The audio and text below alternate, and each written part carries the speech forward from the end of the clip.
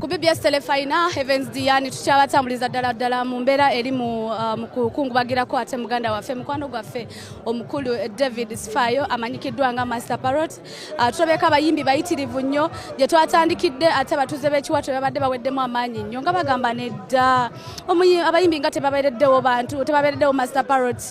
naye nga tulabekawo ku Papa Misa Semakula omusiime ate omukulu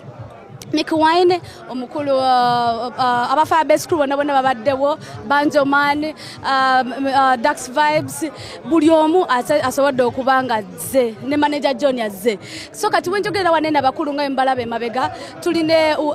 nalukalala siwa nalukalala ono nga ate nange namulabako nga mukwano nnyo gwa Master Parrot ate nga bakula wamu ne Bobby Wine tubajjukizaako ekintu kimu nti ku butambi obumu bwatambudde bwa Mickey wa Master Parrot omugenzi yatugamba era ne Bobby Wine nakakasa nti ye yali best friend wange yasooka oba gwe twatandika naye enteekateeka y'okuba nti ate tutekawo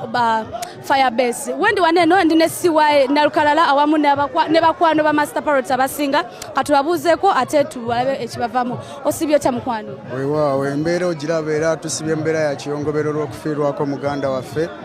era muyimbi munnaffe ate muntu munnaffe ekintu ekibi ennyera ekitali kyangu.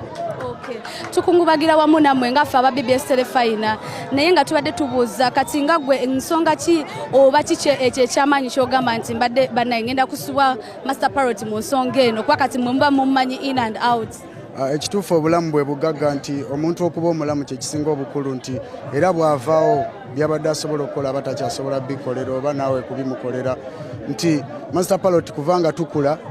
nsooka musanga ku Firebase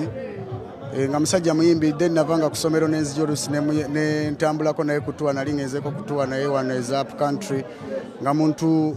kwegamba alina okwagala eri endongo muntu akola ennyo mu ndongo muntu agwanidde ebimuli bye mu ndongo newankubadde ebiseera ebisinga amabulooka agasooka wansi abantu bayinza obugatawa nnyo makulu naye foundation kintu kikulu nti olaba dancehall music wa Uganda Master Parrot alinamu omulimu gw'amaanyi nnyo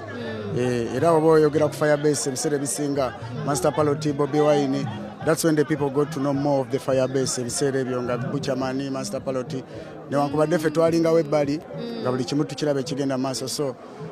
era naye alina abaana alina abantu be so kino kitegeeza nti mu 1996 we bali batandikawo Firebase naawe y'omu ku ttiimu yeggwa omu ku ttiimu abaaliyo 1996 teri wala nnyo ssebo ekituufu kiri nti zaate abasajja ze Parrot mulaba mu 2004 we mulabira ne Bobby nga ndi mu ssomero emyaka tegyali mingi nnyo nga Firebase ebaddewo